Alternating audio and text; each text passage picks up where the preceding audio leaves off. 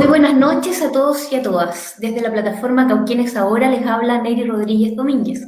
Hoy día vamos a hablar de educación y constitución y tenemos tres grandes invitados acá. Vamos a empezar por casa. Vamos a empezar por Sandra Espinosa Rodríguez, muy conocida en la zona, profesora de inglés, ha sido profesora de aula, ha sido directora de colegio, del colegio artístico del barrio Estación. Ella fue la que logró la transformación de este colegio precisamente a colegio artístico. Ella es magíster en gestión educativa y actualmente está a cargo de una academia de inglés de la Municipalidad de Cauquenes. Ujú. Más cerquita también, Francisco Cornejo es abogado, ha trabajado en administración de educación pública en una municipalidad grande en regiones, y tenemos también a Carlos Díaz, presidente del Regional Metropolitano del Colegio de Profesores. Él es doctor en educación, ha sido profesor también en distintas universidades en países de Latinoamérica. Así que tenemos vastas experiencias aquí como para conversar sobre el tema desde los distintos puntos de vista. Muy buenas noches, muchas gracias por Buenas aceptar la noches. invitación, Sandra, Carlos, Francisco. Buenas Buenas noches, un noches. Hola, gusto. buenas noches. Gracias por la invitación. Sí, Muchas gracias a ustedes, muchísimas gracias. Bueno, empecemos, vamos al grano directamente. Hoy día queremos hablar de constitución, pero yo creo que tenemos que empezar por lo primero. Estamos en proceso constituyente, el 25 de octubre nos corresponde ir a votar para iniciar este proceso. Y yo quería preguntarles primero, empezando por Sandra, ¿qué significa este proceso constituyente para ti, Sandra? bueno, significa la oportunidad de escribir nuestra Carta Fundamental de manera democrática, participativa. Para mí es súper importante que si gana, ¿cierto?, la Convención Constituyente, haya paridad de género, que sería la primera vez en la historia, me parece que mundial, que podría hacerse una cosa así, ¿cierto?, que podría ocurrir algo así.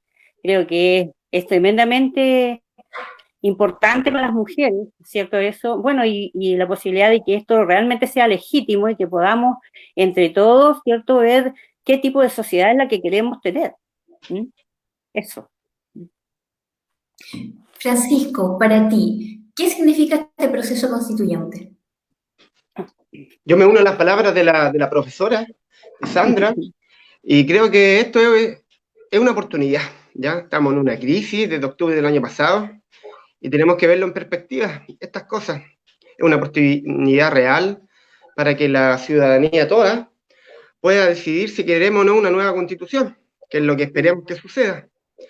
Y la modalidad para su creación y dotarla de contenido, sentando las bases de la sociedad nueva que exige estos cambios. Mm. Eso. Eso y nada menos que eso. Carlos. Bueno, indudablemente que estamos ante un proceso histórico muy, muy importante, muy relevante. La verdad es que la posibilidad de que Chile, el pueblo de Chile, pueda escribir su constitución, su carta fundamental, por cierto, es un hecho que a lo largo de la historia nunca lo hemos tenido. Yo quiero solo recordar las tres grandes constituciones que hemos tenido en Chile. Han habido 10, pero la verdad es que si nos circunscribimos a las tres más importantes, podríamos hablar que son las del 1833, donde un grupo de 5 personas escribió esa constitución, en donde la oligarquía, a través de portales, ¿cierto?, logra generar una constitución muy retrógrada para la fecha, para la época, y que estuvo por mucho tiempo vigente en Chile. En 1925, con Alessandri, después de un gran trabajo que se hizo por parte de muchos movimientos sociales de la época, Alessandri da un portazo, digamos, al trabajo que se venía haciendo y nombra una comisión de 7 personas, que es la que en definitiva crea y genera la Constitución del 25, que rigió en Chile hasta 1980, en donde ya de un poco más reciente todos conocemos el origen absolutamente antidemocrático en plena dictadura militar y en donde un grupo muy reducido escribe esa constitución. Por tanto, lo primero es valorar enormemente esta enorme posibilidad que se tiene, y por eso que hablamos de un hecho histórico, de que por primera vez en la historia de Chile podamos ser muchos más, no solamente 4, 5 ni 7 personas, sino que muchos más los que escribamos esta nueva constitución, pero también, por cierto, y creo que es lo que vamos a conversar ahora, pudiera darse que este sueño que tenemos no se convierta en realidad y que en definitiva también la clase política sea la que reine y en definitiva ponga los temas esenciales en la nueva constitución. Es una salvedad que hay que tener allí. pero claramente estamos en presencia de un momento histórico relevante, muy importante, gracias a lo que fue el estallido social iniciado el 18 de octubre pasado. De no haber sido por ese estallido social y por la salida a la calle de millones de chilenas y chilenos, claramente no estaríamos hablando de esto, pero creo que por eso es también, como lo decían mis antecesores, una gran oportunidad y reitero, un hecho histórico que esperemos lo podamos efectivamente canalizar como corresponde. Y para explicar un poquitito, porque hay mucha desinformación dando vuelta a los auditores y quienes nos están viendo actualmente, este es un proceso que recién comienza, como decía yo antes, este 25 de octubre y que implica escribir una nueva constitución a partir de una hoja en blanco. Nosotros no vamos a votar apruebo o rechazo una hoja o algo que ya esté escrito, sino que recién comienza el proceso para poder escribir esta constitución y como bien decía Sandra, tenemos la posibilidad de que sea paritaria, de que estemos representados el 51% de la población chilena, que somos mujeres, 50 y 50, hombres y mujeres en esta nueva constitución. Y después de esto, y después de que ya esté escrita, vamos a ver a través de qué mecanismo. Como decía Sandra, existe la posibilidad de la convención constitucional, donde el 100% serían personas electas solamente para escribir esta constitución, y existe la convención mixta, que no tiene nada de mixta, no tiene que ver con hombres y mujeres, sino que tiene que ver con que la mitad van a ser los parlamentarios, los mismos políticos de siempre, y el otro 50% nosotros los vamos a poder elegir, ¿ya? Así que ese es el inicio recién del proceso para escribir esta constitución, para tener esta oportunidad. Y cuando ya está escrita, vamos a ver si efectivamente nos quedamos con ella o nos quedamos con esta constitución actual del 80, que fue escrita también entre cuatro paredes, ¿cierto? Los ideólogos conocemos muy de fondo. Bueno, y la siguiente pregunta. ¿Apruebo o rechazo y por qué? ¿A quién le gustaría comenzar? ¿Sandrita? Bueno, yo apruebo de todas maneras, ¿cierto? Porque, bueno, llevamos tanto tiempo tratando de cambiar algunas cosas, tanto tiempo en la injusticia social, tanto tiempo, ¿cierto?, en la segregación, en la inequidad, ¿ya? Que realmente, como decían ellos, es una tremenda oportunidad para poder, ¿cierto?, ejercer la justicia. Sin justicia no vamos a llegar a acuerdos. Entonces, llevamos mucho tiempo en la espera de poder hacer algo participativo, algo que realmente nos represente, algo donde nosotros podamos también opinar. Así que yo creo que de todas maneras, o sea, yo no tengo pero ninguna duda con respecto al apruebo. Carlos. Sí, por supuesto que también, bueno, yo en lo personal, obviamente que también apruebo, al igual que Sandra, pero yo quisiera en realidad más que nada contar lo que vamos a hacer las profesoras y profesores de Chile, porque nosotros tenemos un acuerdo como Asamblea Nacional, que además es un acuerdo unánime, la Asamblea Nacional del Colegio de Profesores, es donde están los dirigentes de todo el país, de Arica a Punta Arenas. Y en enero pasado nosotros debatimos el tema, vimos todo lo que estaba ocurriendo y se tomó un acuerdo que para nosotros es un mandato. Y ese acuerdo tiene tres partes. Primero, respecto del tema del apruebo o rechazo, por supuesto que los profesores estamos por el apruebo. Y reitero, estos son temas unánimes, no es que aquí haya habido un solo dirigente del país que haya dicho que está por el rechazo. Entonces, como la nuestra es una organización democrática, todos tienen la posibilidad, por cierto, de tener su opción. Pero en este caso hay un acuerdo unánime de apruebo, hay un acuerdo unánime también respecto de convención constitucional, porque creemos que, por cierto, convención constitucional es mejor que convención mixta, pero nosotros hemos agregado un elemento también como un tercer elemento que lo vamos a plantear y lo vamos a hacer efectivo en el voto, que es poner AC en la esquina del voto, que significa Asamblea Constituyente, porque nosotros como profesoras y profesores de Chile seguimos sosteniendo que la Asamblea Constituyente es el órgano más democrático, es el órgano más adecuado, es el órgano que mejor garantiza efectivamente el que las decisiones del pueblo, los deseos del pueblo estén allí reflejados.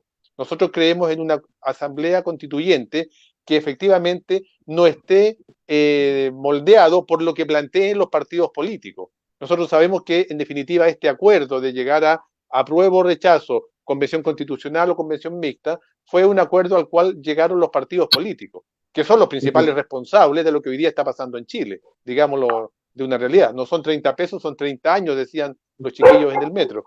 Entonces, en esa perspectiva, nosotros no renunciamos, entendiendo que vamos a votar a prueba, que vamos a votar convención constitucional, pero nosotros no renunciamos a que realmente el órgano a través del cual se escriba la nueva constitución en Chile sea la Asamblea Constituyente, un órgano soberano, democrático, que, por ejemplo, algo tan elemental como el tema de los quórum, no esté dictado por órgano externo. Hoy día han sido los políticos los que han dicho que tiene que ser 2/3 para llegar a acuerdo. Nos parece que esa decisión la debe de tomar el órgano constituyente, que a nuestro juicio debe de ser la Asamblea Constituyente. Por eso aprobamos, votamos convención constitucional, pero además ponemos AC en el voto. Eso no elimina el voto, eso no lo va a, no va a generar, no lo va a anular en absoluto, sino que va a ser un voto legítimamente emitido, pero con una, en este caso, agregado que va a ser AC, y quiere decir que nosotros no renunciamos a la Asamblea Constituyente. Bueno, efectivamente el movimiento por la Asamblea Constituyente lleva muchísimos años, no solamente desde ahora. Se está pidiendo desde los movimientos sociales, desde las organizaciones sociales y territoriales, que se escriba una nueva constitución y que se haga a través de este mecanismo que se considera mucho más democrático y representativo de la gente, del pueblo, y no solamente de quienes están en estos momentos ostentando el poder en los partidos políticos, ¿cierto? Como es la Asamblea Constituyente. Muchas gracias, Carlos. Francisco, ¿usted aprueba o rechaza? Claramente que apruebo. Y esperemos que la mayoría que ahora el 25, en 4 semanas más, le toque determinar una apruebo o un rechazo, mayoritariamente es a golpe, suena fea esa palabra, perdón, voy a retroceder un poco, que elija la opción apruebo. Necesitamos una constitución que sea representativa de todos, y en realidad la que tenemos ahora no es representativa, ¿ya? Más aún cuando ha sido generada en tiempo oscuro y donde no hay ningún tipo de legitimidad, porque no tuvimos la posibilidad real y cierta que tenemos ahora de poder elegir, ¿ya? Si queremos o no una nueva constitución. Y eso obviamente que la va a dotar de legitimidad, porque va a ser instaurada en un proceso democrático. Va a ser representativa, porque va a haber una mayoría que va a elegir una u otra opción. Y obviamente que esto es un mecanismo que es importante para la paz social, que cualquier instrumento constitucional debe perseguir. Y eso es lo que en realidad al día de hoy claramente no se ha visto, porque existe un descontento ciudadano generalizado. Aquí no se trata ni de derechas ni de izquierdas, aunque a quienes no les interesa dar este tipo de discusiones lo centran o lo reducen a esto, a que sea una derecha o una izquierda. No, esto es mucho más grande. Se trata de sentar las bases para una nueva sociedad que estamos viviendo, pero que necesitamos que se materialice en este nuevo instrumento que nos va a regir. Y esperemos de que el 25, al igual como nosotros, la mayoría de los ciudadanos elija esta opción, que se la apruebo. Muchísimas gracias, Francisco. Francisco, voy a seguir contigo de inmediato, porque la siguiente pregunta tiene que ver mucho con lo que es legislación, tiene que ver con, como tú eres abogado, ¿qué entendemos como derecho a la educación? ¿Qué entendemos como derecho a la educación? Bueno, aquí tenemos a 2 profesores que de una manera más realista nos pueden contar, porque más allá de lo que está o no en la norma, estos son derechos que son universales, y que la forma en la que se administra la educación en virtud de esta constitución o de las leyes varía entre una legislación, país u otro. Pero claramente esta actividad dirigida a aprender, a comprender, perfeccionar los aspectos valóricos de cada persona, podemos entender como educación, o actividad dirigida a instruir o transmitir esta enseñanza y estos conocimientos que se hace desde un primer principio con la educación que recibimos desde el primer día en nuestras familias, como también cuando ya nos sometemos a estos procesos de enseñanza regular y obligatoria, le entregamos esta facultad al Estado a través de los instrumentos que actualmente existen y que siempre van a existir, las escuelas, los liceos y por último las universidades. El contenido de esto es lo que estamos en un momento importante porque viene una nueva constitución, esperemos, y cuando hablamos de educación es una batalla que es la más fundamental. Vamos a reducir la conversación a si la educación la vamos a centrar en la educación obligatoria, básica, media, ahora la preescolar. No, yo creo que va un poco más allá y ahí hay que dar una larga discusión, que de eso vamos a conversar ahora. Precisamente. Derecho a la educación, Carlos. Bueno, sabemos que las Naciones Unidas, por allá por el año 45, decreta la Declaración de Derechos Humanos. Entre uno de estos derechos que tenemos, según lo que plantea esta organización mundial, está el derecho a la educación. Y el derecho a la educación está consagrado y está planteado en la lógica de que todo ser humano, por el hecho de ser ser humano, tiene derechos que le son absolutamente atendibles y que cada uno de los estados que conforman los países de la Tierra deben de brindar. Entre ellos, por cierto, el derecho a la salud, el derecho a tener un nombre, el derecho a tener una raza, etcétera, pero también el derecho a la educación. Y en ese sentido, creemos que esto debe de estar concebido absolutamente como la garantía que tenemos, o que debiéramos de tener, porque en la práctica en Chile eso no ocurre, que debiéramos de tener todos y todas para poder educarnos libremente, democráticamente, y la verdad es que sin que existan, como existen en Chile, elementos que impidan ejercer este derecho. Hoy día en Chile, como tenemos una constitución, la actual, que considera la educación como una mercancía, el presidente de la República llegó a decir en un momento que la educación era un bien de consumo, por cierto, está en función de la oferta y la demanda. Y en Chile, desde la actual constitución, no está garantizado la posibilidad y el acceso a tener una educación en igualdad de condiciones para todas y todos, pues quienes en Chile no tienen recursos, no tienen dinero para pagar por la educación, lisa y llanamente no se educan. Entonces el derecho a educación es básicamente esta posibilidad que debiéramos de tener todas y todos por el solo hecho de ser seres humanos. Sandra, ¿quieres agregar más? Bueno, yo pienso que el derecho a la educación es un derecho fundamental, un derecho social fundamental, y tiene cierto, va a lo largo de toda la vida, ¿ya?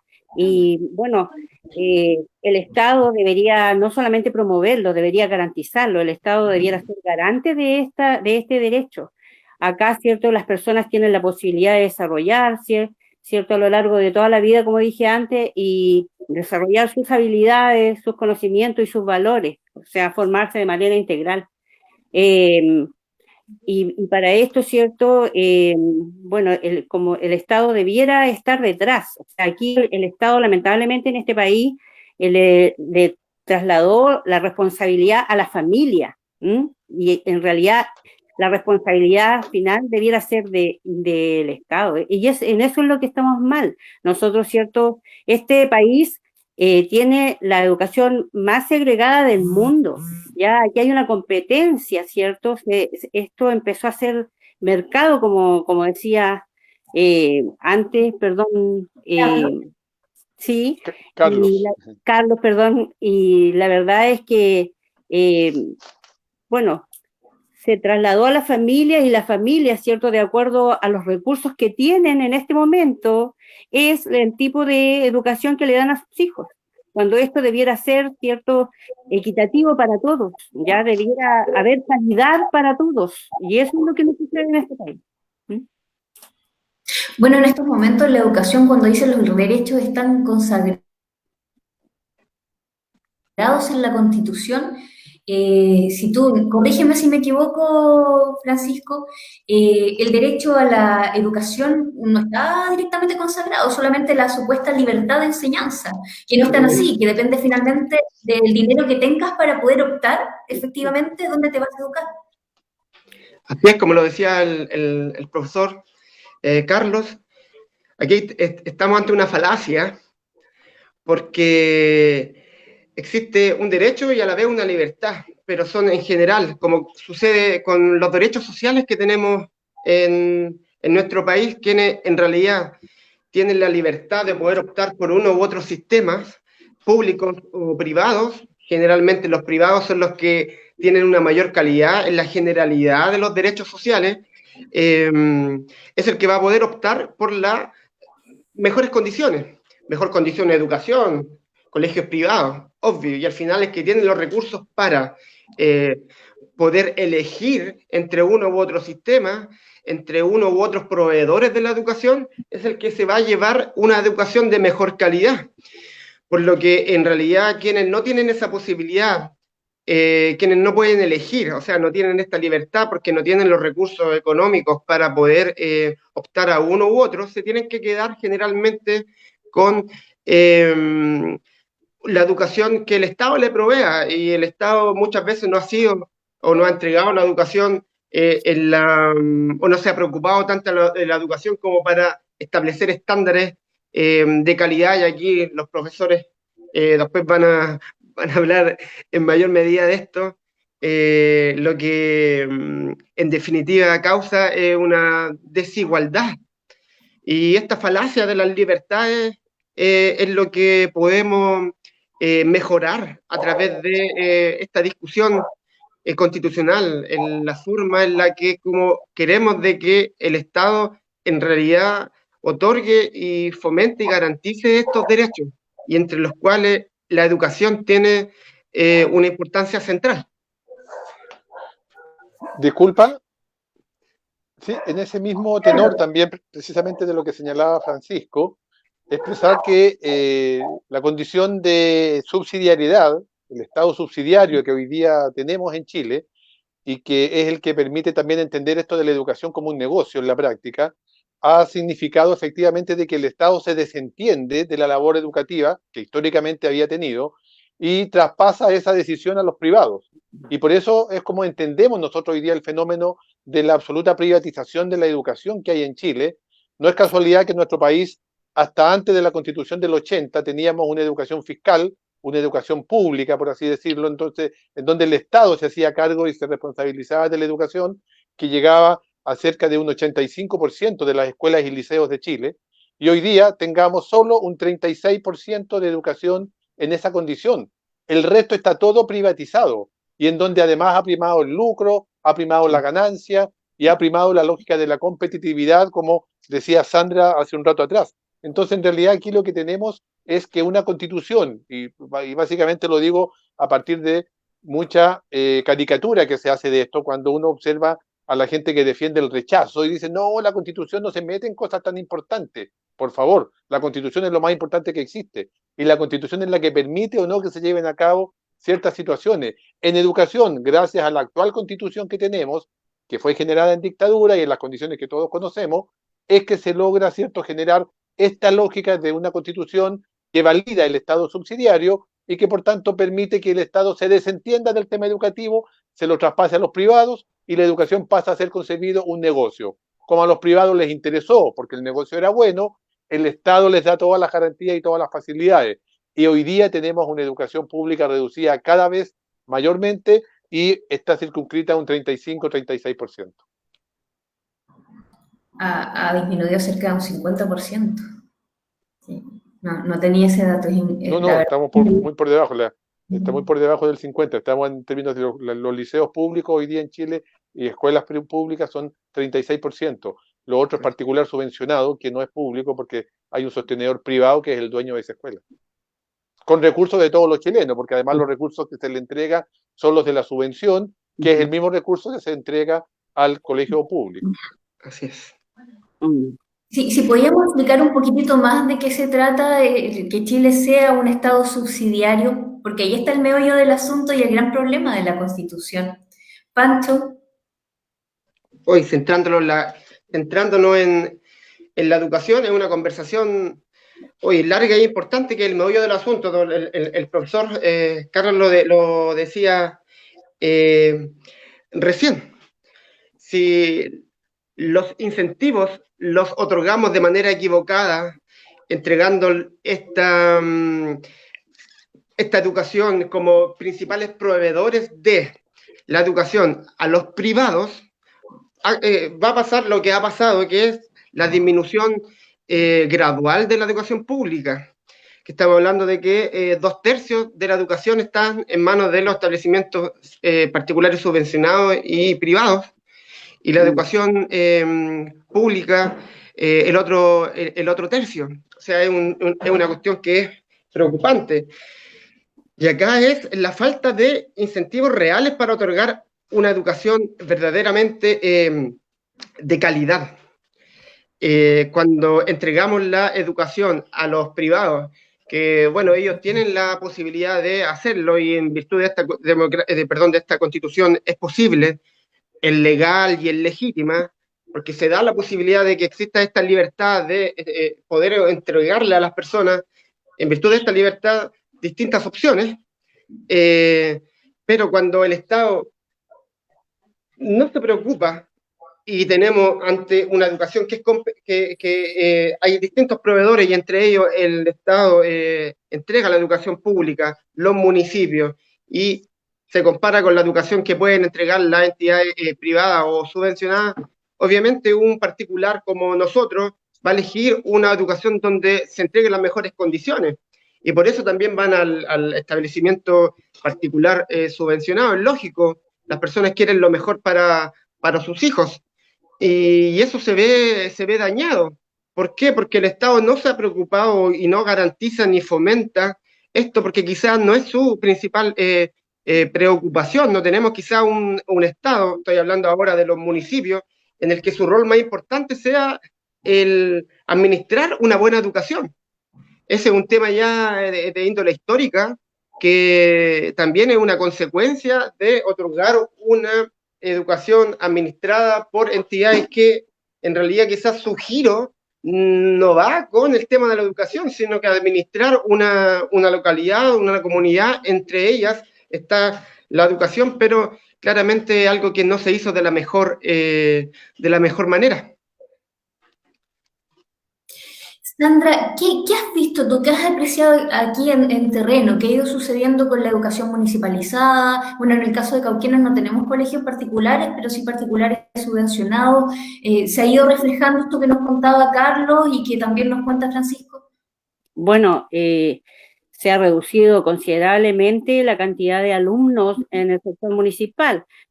Hay un éxodo hacia lo particular subvencionado increíble en Cauquenes. Y la dotación, cierto, docente sigue siendo la misma. Entonces, según las autoridades, por eso que siempre hay como déficit educativo, porque el personal sigue siendo el mismo y cada vez hay menos alumnos, ¿ya? En el sector municipal. Ahora bien, tampoco los alcaldes, y esto es cierto, tampoco se la juegan por mejorar la educación porque los resultados son a largo plazo, y resulta que ellos duran solamente 4 años en el sistema. Entonces claro, rara vez, ¿cierto? Esto es como una prioridad para los alcaldes, ¿ya? Entonces, por lo menos en Cauquenes, ¿cierto? Las cosas han sido así, pues cada vez hay menos alumnos y los apoderados, ¿cierto? En realidad buscan, más que mejor educación, buscan roce, estatus, ¿ya? Detrás de eso van, detrás de quién va a ser el compañero, quién va a ser el amigo, en qué contexto se va a mover mi hijo. Más que resultados van buscando eso, ¿ya? Eso es lo que yo veo por lo menos. Y eso es lo que también, cierto, he leído y he estudiado que pasa, o sea, esa es como la condición. Y se da en Cauquenes. Cauquenes es un sector, cierto, que tiene mucha, la comunidad es muy vulnerable, ¿ya? ¿Cierto? Hay sectores urbanos periféricos donde la cantidad de apoderados son temporeros, por ejemplo. Hay muy pocos profesionales en ese tipo de colegios como apoderados. Y eso se da como una lógica más o menos generalizada en una realidad como Cauquenes. Entonces, hay que trabajar en ese contexto, un contexto difícil, ¿ya? para poder sacar adelante a los alumnos y tomando en consideración que también los papás tampoco tienen como metas tan altas para sus hijos. Entonces, claro, Cauquenes es, como yo digo, una fábrica de gendarmes, por ejemplo, con el respeto que me merecen los gendarmes, pero hay alumnos que tienen muchas más capacidades, sin embargo, sus papás tienen este tipo de meta, o sea, eh, no sé, pues, rapidez en adquirir un trabajo, seguridad que van a tener trabajo y varias eh, garantías que tienen ellos. Ya, si tú vas a las poblaciones, está lleno de eso. Y bueno, y nuestro alcalde también se preocupa de que eso se resalte, ¿ya? ¿Cierto? Como que se promueva. O sea, hay pocas expectativas de parte de los papás a veces con respecto a sus hijos en ciudades como Cauquenes. Que es importante relacionar lo que está sucediendo precisamente en Cauquenes, lo que sucede con nuestra educación, especialmente la municipalizada, con la Constitución, porque finalmente quien permite este sistema perverso es la Constitución, en la que no está garantizado este derecho. Así que es súper importante lo que tú estás diciendo, Sandra, que finalmente y lamentablemente la educación en este municipio y en muchos otros municipios de Chile se han transformado simplemente en el botín del político de turno, del que está a cargo para entregar trabajo a cambio de votos. Es totalmente clientelista la forma en que se ha tratado la educación. En vez de mejorar la calidad de la educación, se han preocupado simplemente de eso. Como tú bien decías, no han disminuido, por ejemplo, los cargos, han disminuido la cantidad de alumnos, pero eso tiene una razón de ser y probablemente es esa. Bueno, se pagan muchos favores políticos con el dinero de educación, porque hay mucha plata en educación, entonces se echa mano a esas fuentes, ¿cierto?, para poder eh, pagar. Bueno, en ese sentido, disculpa, en ese sentido, el sistema educativo que nosotros tenemos hoy día en Chile, que fue creado en dictadura, pero que los gobiernos democráticos no han hecho los cambios que correspondan, y la verdad es que han más bien perfeccionado lo hecho en dictadura y lo han profundizado, es un sistema absolutamente segregado, como segregador, como decía Sandra adelante. Absolutamente, tenemos el sistema educativo más segregado del planeta, seguramente. Tenemos además, y a eso va en la misma línea, una educación estandarizada, en donde desde hace mucho tiempo en Chile la lógica de la calidad educativa de la cual tanto se habla está centrada exclusivamente en una prueba estandarizada, que es la prueba CIMSE. Dependiendo de cómo le vaya a la escuela en esa prueba, es si la escuela se cataloga de buena, regular o mala. Y eso ha hecho mucho daño, porque ha hecho, primero que nada, nos ha hecho competir a todos unos contra otros. Vivimos en la sociedad de la competencia, de la competitividad, más que en la sociedad del apoyo mutuo, del colaborarnos, del trabajar en conjunto, y por tanto el que está al lado pasa a ser un enemigo, un adversario, más que un colaborador. Y eso lo hemos inculcado también muchas veces a nuestros estudiantes y también entre ellos compiten unos con otros, porque hay una lógica perversa en este sistema escolar que hoy día tenemos. Es una lógica perversa y eso es lo que tenemos que cambiar. Ahora, todo esto sustentado en un modelo que tiene que ver con la subsidiariedad, que lleva además a una competencia absolutamente desigual, porque aquí lo que se hizo en un momento fue generar estas famosas escuelas particulares subvencionadas a competir con las escuelas municipales, pero en unas condiciones absolutamente desiguales. Es un poco lo que uno, si lo lleva, digamos, a lo que ha ocurrido históricamente, es lo que ocurrió, por ejemplo, con Ferrocarriles del Estado de Chile, cuando se dijo compita Ferrocarriles del Estado con los camioneros, en donde, por supuesto, las condiciones de ferrocarriles eran absolutamente mínimas, no se le entregaba ningún recurso, cada vez era peor, los trenes que se tenían que demorar 10 horas para llegar de un lugar a otro se demoraban 15, 18 horas, y por tanto la gente no le quedó alternativa más que ir dejando de lado el ferrocarril para que obviamente sean las empresas de buses las que en definitiva se quedaran con todo el grupo de gente que viajaba a lo largo y ancho de Chile y Ferrocarriles desapareció. Bueno, algo parecido ocurre en términos escolares. Aquí la escuela cada vez con menos recursos, administrado además por alcaldes que la verdad de educación no tienen idea, solamente están pensando en cómo ganar la próxima elección. Nosotros siempre lo decimos acá con el respeto que tenemos hacia los boxeadores. Tenemos acá en Santiago, en la metropolitana, en algún momento fue un alcalde, era boxeador. Su gracia, digamos, fue pegar buenos combos y así fue conocido y llegó alcalde. Bueno, y el alcalde boxeador era el que estaba a cargo de la educación de toda la comuna, que por cierto no tenía ningún expertise al respecto. Entonces, claramente aquí ha habido un sistema escolar que ha sido construido y diseñado desde la dictadura, insisto, y por eso que vino la municipalización, que ha sido muy perversa y que le ha hecho mucho daño a la educación chilena, pero que los gobiernos democráticos en estos 30 años tampoco han hecho muchas modificaciones y por eso que estamos donde estamos. Comparto totalmente la percepción que tienen los invitados en realidad. Bueno, para quienes se están uniendo recién a este en vivo, a este live, les cuento que mi nombre es Neri Rodríguez Domínguez. Estamos transmitiendo de la página Cauquenes Ahora y tenemos a 3 interesantes invitados. Sandra Espinosa Rodríguez, que no sé si necesita muchas más presentaciones, ella es una profesora muy reconocida aquí en la zona. Ha sido profesora de aula, directora de colegio. Carlos Díaz Marchán, que él es presidente regional metropolitano del Colegio de Profesores, doctor en educación y con mucha experiencia en distintos países latinoamericanos. Y Francisco Cornejo, abogado que ha trabajado en la Administración de Educación Municipal en una municipalidad grande de regiones. Seguimos un poquitito. Bueno, contar que uno de los argumentos de la opción rechazo es que de ganar el apruebo inmediatamente se va a poner en riesgo la libertad de enseñanza y que el Estado irá a tomar un rol más protagonista, más doctrinario que garante. ¿Es eso tan así? Pancho. Yo creo que no. Estamos lamentablemente en una contingencia no solo nacional, sino que también mundial, de entregar estas verdades a medias, en la que la desinformación es un aliado para algunos.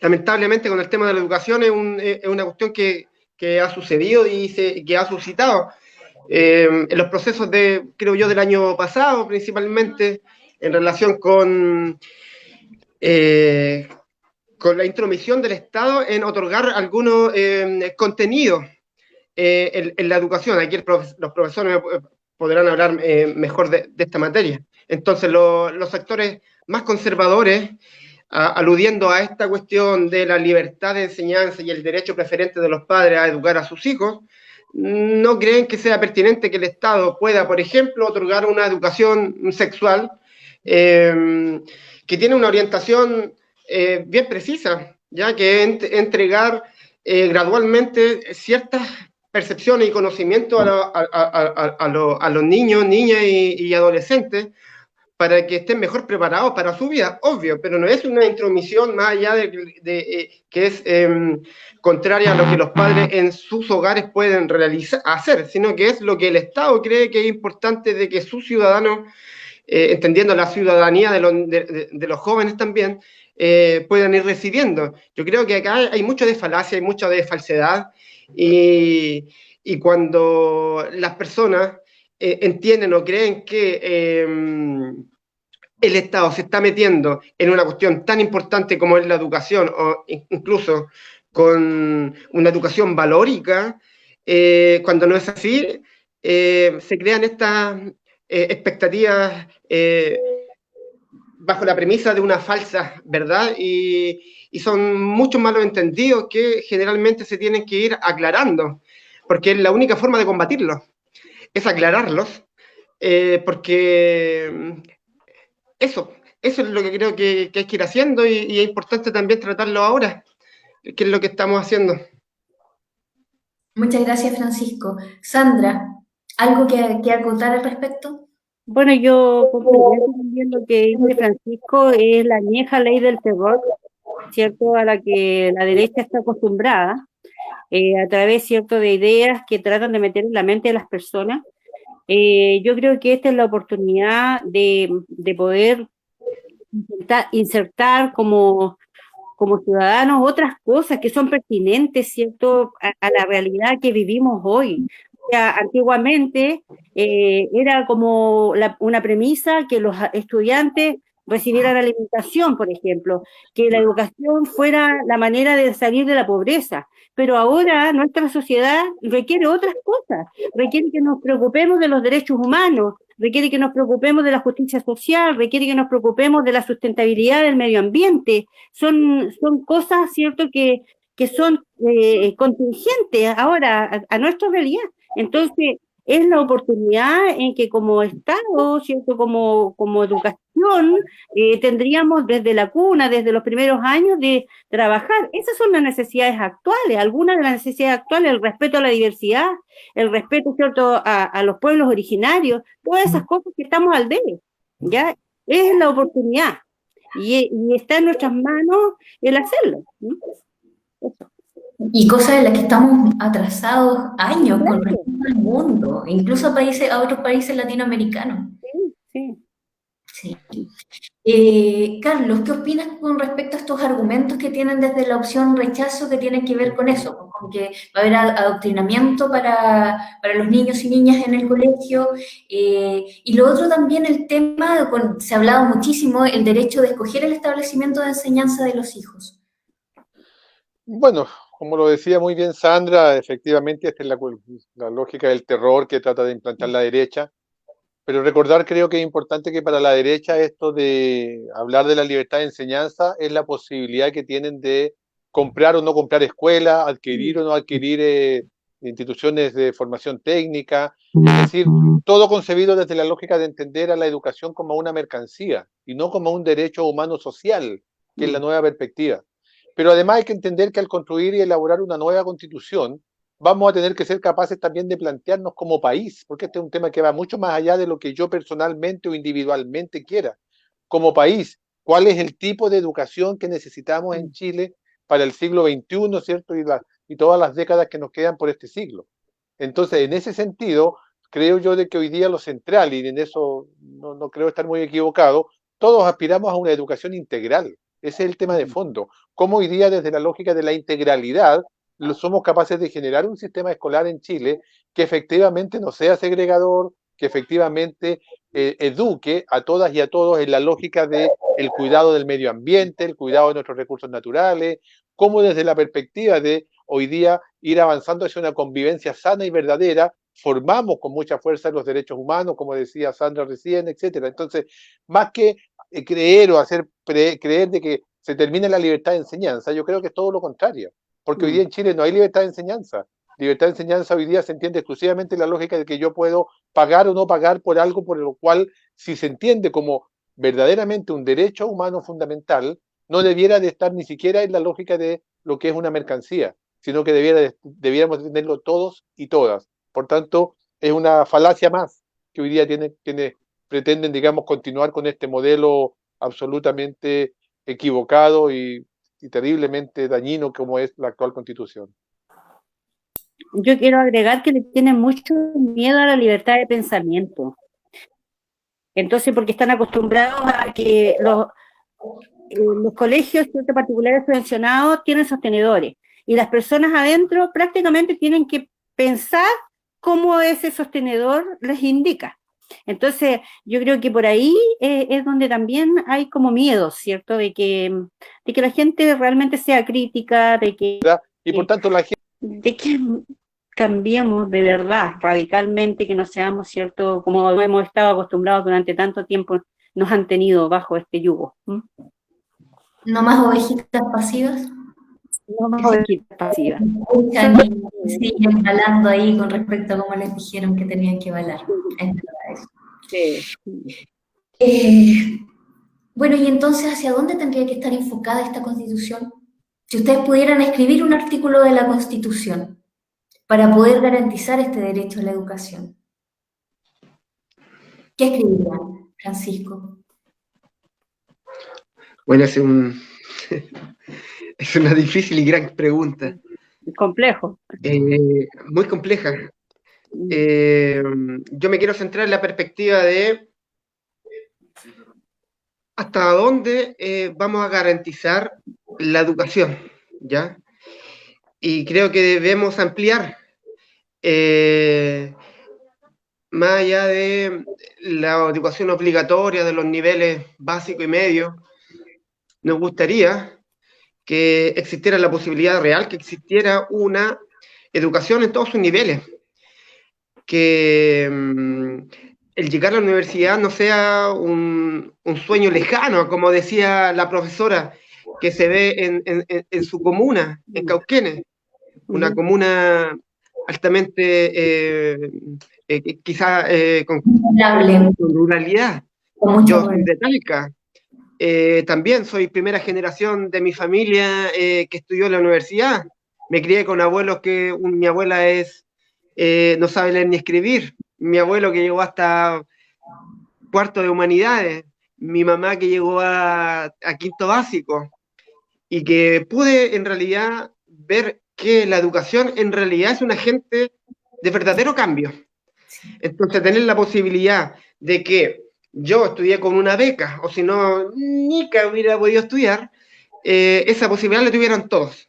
Pero en la práctica eso no es así, porque la mayoría se tiene que encalillar, familias se tienen si no tienen el acceso al crédito, o si son de clase media, tienen que la mitad de sus ingresos destinarlo a los pagos de mensualidades, porque una universidad no es barata, no es económica. Estamos hablando de que en promedio puede ser de un sueldo mínimo una mensualidad en una carrera X.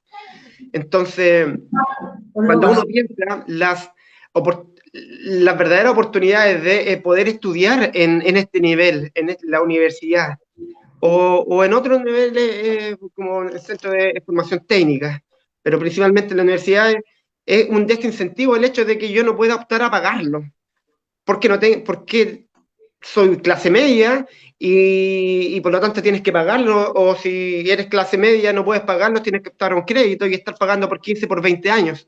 Mi generación, que es más o menos, yo tengo 32 años, somos una generación que fueron las primeras que pudieron optar a estos créditos. Y sí, pues vemos de que se te encalilla ahí por mucho tiempo y estudias carreras en las que no hay ningún tipo de control, en las que sales al mercado y te encuentras con la triste realidad de que no hay campo laboral, pero igual tuviste que pagar, o tienes que pagar tu carrera, aunque estés ejerciendo o trabajando en un empleo que nada tiene que ver con lo que estudiaste, en el que el Estado no se preocupa de velar porque en realidad las carreras que se impartan tengan o no la debida correlación de demanda en, en el mercado del trabajo. Entonces, se requiere una mayor regulación. Y esta mayor regulación implica que el Estado tenga que regular más y que cuando hablamos de educación gratuita en todos sus niveles, implica que hay que dar esta conversación. Hay que ver de dónde vamos a sacar los recursos, porque este es también un tema.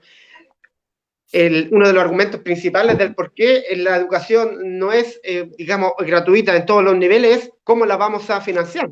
Y aquí los grupos que están en contra de esto dirán, esto se tiene que financiar principalmente a través de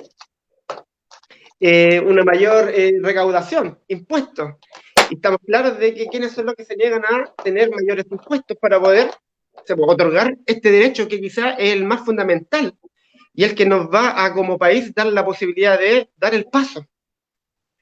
Tenemos, por ejemplo, el día de hoy, leemos antes de ayer, la noticia de que se van a suspender los programas, por ejemplo, de investigación científica, las becas Chile. Entonces, no he aprendido nada. es fundamental. El tema de la educación es fundamental. No solamente en los niveles también, sino que también... Pancho, pero estamos en plena pandemia donde en otros países ha sido fundamental la investigación, ¿cierto? Sí. Como para poder buscar una vacuna y detener el coronavirus, y ahora en Chile van y nos cierran esa posibilidad completamente. Y hablamos de querer de aquí a el 2030 ser un país desarrollado, pero donde hay que encarar el diente, como decimos acá en el centro sur, no lo hacemos. La educación, si acá este es el camino, pero no, estamos cerrados. Se hace difícil. Carlos, ¿qué pondrías tú en esta nueva constitución? ¿Qué frase pondrías? Y Pancho hizo una pregunta, ¿de dónde sacamos los recursos? A mí me gustaría, porque estuvimos conversando un poco antes de comenzar, que nos contaras un poquitito de dónde podríamos sacar esos recursos. A ver, bueno, primero, indudablemente que hay varios elementos que considerar y va a ser muy rico el debate que esperamos sea a través de una asamblea constituyente, donde podamos, entre todas y todos, ir buscando los caminos para ver qué tipo de educación necesitamos para Chile. O qué tipo de educaciones, porque Chile no es uno solo, Chile es plurinacional. Tenemos en Chile diversas nacionalidades, más allá de que algunos crean que somos solo chilenos y que no hay nadie más. Aquí tenemos pueblos originarios que, por cierto, forman parte y tienen una expresión muy rica, que también el sistema educativo y la educación a la cual propiciamos y esperamos esté escrita en la nueva Constitución, los considere, los valore, los respete y por tanto puedan tener también su propia visión y concepción. Lo primero, creo yo, respecto de la Constitución es que debemos de cambiar la actual concepción que hay respecto de lo que es del sentido de fondo que tiene la educación. Cambiarla desde esta perspectiva de entender a la educación como una mercancía o un bien de consumo para poder efectivamente darle un rango constitucional de derecho humano fundamental. Ese es un primer elemento que yo creo que es clave y central. Y en ese sentido, creo que también debemos de avanzar hacia una educación a partir de lo que ha señalado la UNESCO y otras entidades mundiales del sistema escolar chileno, que nos transformemos en verdaderos adiestradores para que los niños respondan lo mejor posible unas pruebas estandarizadas que en realidad no da cuenta de la integralidad del ser humano, porque el ser humano no es solamente lo cognitivo, no es solamente conocimiento. Podemos tener eruditos que tienen muy gran conocimiento, pero ser unas muy malas personas o no tener los sentimientos que también deben de ser y deben de estar planteados, ¿cierto?, en lo educativo.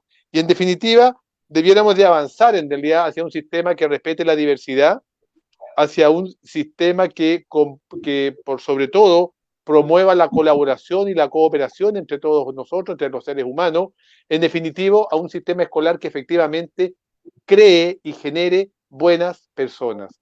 El tema central y último deberá de estar encaminado hacia cómo la educación nos ayuda a formar buenas personas para poder el día de mañana vivir dignamente todas y todos en una sociedad mucho más justa, más igualitaria, en donde indudablemente podamos vivir como personas que somos. Eso yo creo lo central. Y respecto de los recursos, bueno, indudablemente que la situación de los recursos, Chile es un país que tiene muchos recursos, por recursos no nos quedamos, el problema es la distribución de esos recursos que obviamente no está acorde a la realidad que hoy día permita que todos vivamos como corresponde y por tanto indudablemente que tenemos que también en esta nueva constitución garantizar que, por ejemplo, los recursos naturales y todo lo que tiene que ver con lo que significan estos recursos naturales sean de los chilenos y no ocurra lo que está sucediendo hoy día, que grandes transnacionales, otros países se llevan otros recursos a precios realmente miserables y, en definitiva, son otros los que se enriquecen y no nosotros. Y por supuesto que también el tema del tributo. Aquí los que más tienen son los que deben tributar más. La educación debe de ser gratuita para todas y todos, para todas y todos debe de ser gratuita en todos los niveles, desde la educación preescolar hasta la educación universitaria, pero ¿dónde tiene que verse la diferencia? En que el que más gana, más tributa. Y de una vez por todas poder sacar el tributo, ¿cierto?, a las familias más ricas de Chile, que son ese 1% que forma parte y que tiene hoy día cerca del 30% de los recursos de todos los chilenos. Esas deben de tributar más que el resto y ahí están los recursos, además de en los recursos naturales que si realmente fueran de los chilenos y entraran al Estado de Chile, tendríamos condiciones para dar educación gratuita, sin lugar a duda, a todos los chilenos. Sandra, tú querías agregar algo, ¿cierto? Bueno, aparte de lo que han dicho, ¿cierto?, las otras personas, yo también quisiera agregar que hace 40 años que el Estado subsidia a la educación según la asistencia de los alumnos, ¿ya? O sea, si los alumnos no van a clase, ¿cierto?, la municipalidad en este caso no recibe, ¿cierto?, la subvención, ya el dinero por subvención. Entonces, esto claramente también hay que cambiarlo en la nueva Constitución. Llevamos 40 años con ese sistema. O sea, aquí debiera haber recursos, ¿cierto?, pensando en la ubicación geográfica, pensando en el tamaño de ese colegio, pensando en las necesidades que tiene, o sea, más dinero a quien más lo necesita, ¿ya? Ahí es donde tiene, a lo mejor ahí también tendríamos la manera como mejorar también la calidad de la educación, porque lamentablemente se da de otra forma. Entonces aquí no no importa, ¿cierto? Si ese colegio, y por eso que existen tanta desigualdad, porque los colegios que son más pequeños, los colegios, ¿cierto?, donde los alumnos tienen poca conectividad o acceso a llegar, ¿cierto?, a su colegio, como lo veíamos en algún momento, ¿ya? Lamentablemente, ¿cierto?, también va en desmedro de lo que van recibiendo, o sea, eso es algo ilógico, ¿ya? Es algo ilógico. Lamentablemente, eso han pasado hartos gobiernos democráticos y nunca se le ha puesto tampoco el cascabel al gato ahí. Bueno, y me sumo a las palabras, ¿cierto?, de Carlos con todo lo que significa el cambio en la Constitución para el tipo de persona, el tipo de alumno que queremos, el tipo de persona que queremos formar.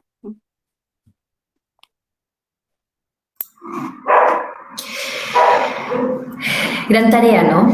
Y cómo efectivamente, más allá del plebiscito que esperamos que gane la opción apruebo, que lo podamos hacer a través de, bueno, marcar la Convención Constitucional, yo estoy de acuerdo también con marcar ese en el voto que no lo anula, y ver, y ahí se viene la tarea más grande, ver que efectivamente esa Constitución lleve escrita algo que va a beneficiar a todos los chilenos y chilenas de las distintas edades, ¿cierto?, de los distintos sectores, territorios de nuestro país que son tan diversos. ¿Cómo nos puede favorecer a nosotros, que yo también lo veo al igual que ustedes como una tremenda oportunidad, que nuestra tierra tan rezagada y que tiene tanto potencial pueda salir adelante? Creo que la base es precisamente la educación, ¿no? Si no tenemos no tenemos esa base, no tenemos una buena educación, la verdad es que va a ser mucho, mucho más difícil, mucho más complejo surgir adelante como país, efectivamente. ¿Cómo llevamos estos sueños que hemos conversado a la realidad? Está la escuela rural, el colegio, el liceo de provincia, por así decirlo, donde el desafío aún es más difícil. Carlos. Mira, yo quiero solo resumir, digamos, muy cortamente en lo siguiente. Yo creo que el 18 de octubre nos demostró que Chile está para grandes cosas. Y yo tengo una tremenda confianza en la juventud de Chile, porque fueron muchos los jóvenes que estuvieron. Incluso aprovecho esto para expresar consternación por lo ocurrido ayer acá en la Plaza de la Dignidad, en donde un muchacho, ni siquiera hablamos de un joven, un muchacho de 16 años, un adolescente, es empujado por las fuerzas represivas de Carabineros y hoy día está con graves problemas de salud. Entonces, cuando uno ve, y a mí me ha tocado participar acá en la Plaza de la Dignidad con miles, millones de personas que el 18 de octubre salieron decididos a decir no podemos continuar en estas condiciones, creo que se espera y podemos esperar un futuro promisorio para Chile, porque creo que Chile hoy día, y lo ha demostrado desde el 18 de octubre, esa generación que salió a la calle junto con también las generaciones más antiguas como la nuestra, no el caso tuyo, Neri, ni el de Sandra, ni tampoco de Francisco, hablo por mí, ya un poco más antigua que sí, tenemos un poco más de años y que hemos dado muchas luchas, que combatimos en dictadura incluso algunos, pero yo confío mucho en las actuales generaciones que podamos hacer cambios radicales, totales, completos, para poder avanzar y soñar en un nuevo Chile para todas y todos. Francisco. En la misma línea que dice el profesor Carlos, creo que la participación, la verdadera participación es el camino, ¿ya? Tuvimos una elección presidencial última en la que participó un tercio del universo de votantes y con un poco más del 50% salió elegido el actual presidente. O sea, hay 2/3 que no participó. Y eso ha sido la tónica de las últimas elecciones de todo tipo. Y el 18 de octubre pasado, que ya va a cumplir un año, nos demostró de que para los reales cambios que necesitamos requerimos participación de todas y todos. Y ese es el camino que estamos emprendiendo y que ahora, en 4 semanas más, nos corresponde ver sus resultados. Y es el inicio del camino. Yo creo que esa es la forma. No pueden haber grupos excluidos, todos tenemos que participar. Y creo que estamos bien encaminados en ese sentido. Sandra. Mire, yo, al igual que Carlos, también viví la dictadura y yo creo que nosotros somos hijos del miedo, ¿ya? Se metió en nuestro ADN. Y yo admiro mucho a la gente joven ahora porque van de frente, van sin miedo, eh, defienden sus ideas, ¿cierto? Y yo confío en que eso va a ser la tónica que va a cambiar el destino de las futuras generaciones. Yo estoy, cierto, también dando la pelea desde nuestra vereda, digamos, y en la manera como pensamos que tenemos que darla ya. Yo tampoco soy niña, ya llevo harto tiempo ya en el sistema. Y creo que la lucha que demos va a ser, cierto, por nuestros hijos, por nuestros nietos, ya para que tengan un mundo mejor, un mundo que este país realmente tenga un cambio radical. Yo tengo harta esperanza en que eso va a suceder. Nos va a costar, porque nada ha sido fácil en este país, ¿ya? Llevamos tanto tiempo dando la lucha, pero yo tengo la esperanza de que sí va a ser, de que este 18 de octubre efectivamente la gente como que tomó conciencia de qué era lo que teníamos que, por qué camino teníamos que continuar. Y tengo la esperanza de que así va a ser. Así que eso, fe nomás, yo digo fe nomás. En algún momento esto va a cambiar. Fe y esperanza y dejar claro que lo que nosotros vivimos no es normal, entre comillas. No es lo que se vive en otros países, que tenemos la oportunidad de cambiarlo y cambiarlo desde la base que es la educación. Bueno, no me queda más que agradecerles, ha sido muy grato de verdad haber conversado hoy. Yo creo que hay muchas cosas que han quedado claras para quienes nos están escuchando. Eh, y dejo invitado a quienes se han mantenido hasta ahora para el próximo sábado también. Seguiremos conversando sobre el tema de constitución y algunos de esos derechos que hasta ahora lamentablemente no están dentro de nuestra Carta Magna. Muchísimas gracias, Carlos. No sé si alguien quiere agregar algo más para cerrar. No, Muchas solo gracias, Neri, por la invitación, nada más, muy agradecido y cualquier cosa estamos a su disposición y me da mucho gusto saber que están haciendo este tipo de programas. Fuerza y el 25 tenemos que triunfar y ahí comienza recién, ojalá, la lucha por conseguir una asamblea constituyente en Chile. Muchísimas gracias, Carlos. Muchas gracias, Neri, por la invitación. Profesores, muchas gracias también, un agrado haber compartido con ustedes Igualmente. y de aprender también de ustedes. Quiero darle mi saludo a un amigo muy especial que tengo yo allá en Cauquenes, Neri, Pato Torres. Un abrazo a la distancia. Esperamos verlos pronto cuando todo esto termine. Yo creo que ya por ahí, por el próximo año. Un abrazo a todos. Bien, yo también quiero agradecer y un gusto haber compartido y aprendido también de las otras personas, ¿cierto? Y bueno, esperamos a lo mejor por la pandemia aún en nuestras casas, pero poder celebrar el 25 de octubre, ¿ya? Que venció el apruebo y la convención constituyente. Exacto. Bien. Muchísimas gracias y buenas noches a todos y a todas. Chao. Buenas noches. Chao.